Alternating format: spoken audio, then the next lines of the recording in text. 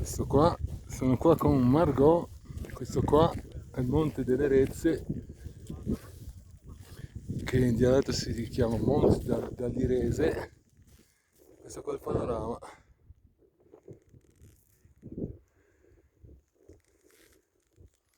Quello è il gruppo del Vernina. E da sta parte qua, ora ci vado.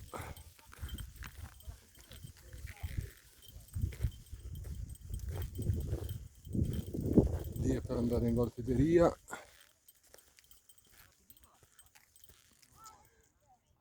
Quella è la Valfederia, questo qua è il Carosello 3000 e di qua si vede Livigno in tutto il suo splendore.